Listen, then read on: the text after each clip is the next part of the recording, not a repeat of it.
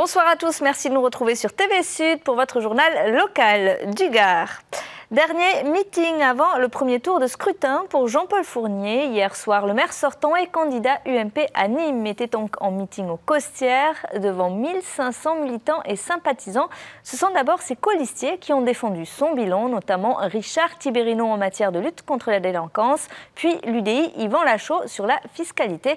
Jean-Paul Fournier a ensuite pris la parole pour énoncer son programme, un candidat optimiste qui assure qu'il fera campagne jusqu'au dernier moment.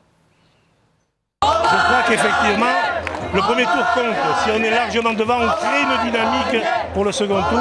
Et je pense qu'on a espoir ce soir avec le public qu'on a, les gens motivés, des jeunes motivés, je crois que là aussi. Je crois qu'on a fait une très très belle campagne. Je tiens à les remercier et à les féliciter. Et on attend le résultat dimanche soir du premier tour. On a des retours sur le terrain qui sont plutôt bons. On a fait des réunions chez l'habitant. J'étais encore hier dans une réunion qu'on dit Tupperware où il y avait 30 personnes. J'en fais une autre jeudi. On va jusqu'au bout faire la campagne.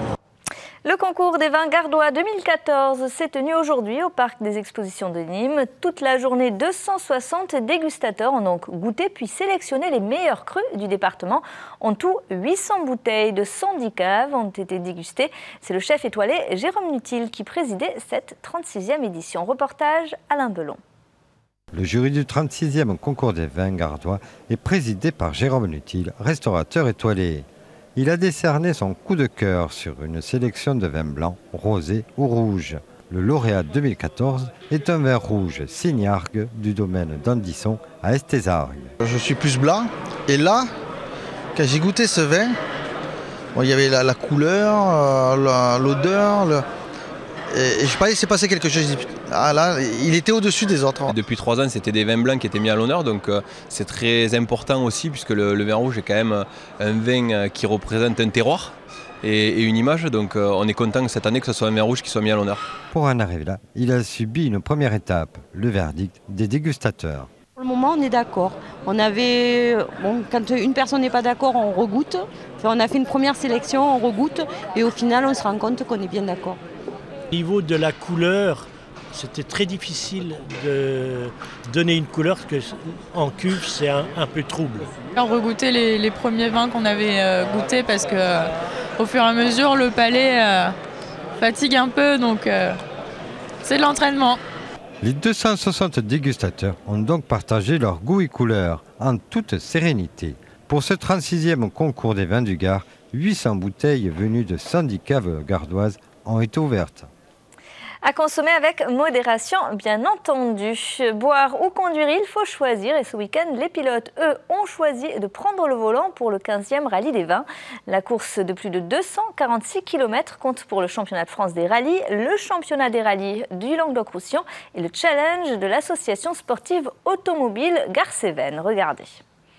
Ils étaient 103 inscrits pour le 15e rallye du vin du Gard, avec pas moins de 8 spéciales réparties en 2 jours. Il y a eu 2 petites spéciales qui étaient relativement courtes. C'est une question c'est pour un petit peu sélectionner. C'est pour sélectionner un peu les pilotes, c'est pour mettre les plus rapides devant et les plus lents derrière. 2 autres spéciales qui sont beaucoup plus longues et qui vont faire 3 fois. Ils vont faire pratiquement 40 km de spéciales chronométrées. Ça va être beaucoup plus sérieux et beaucoup plus costaud à gérer. Et pour gérer, il y a des locaux. Grégory Fontalba dans une Renault Clio et Romain Salinas avec une Opel Astra OPC.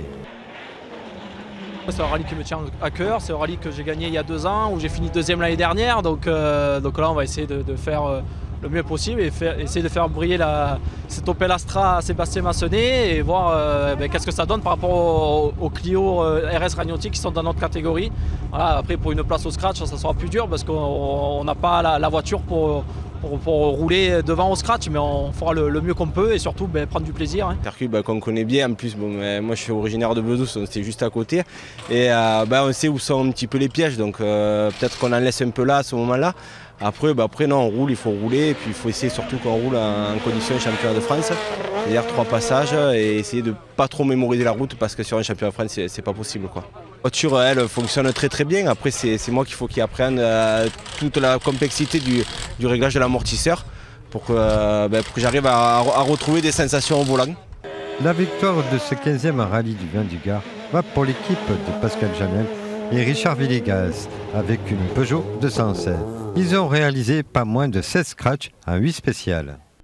C'est la fin de ce journal. Merci de l'avoir suivi. Passez une excellente soirée sur TV Sud.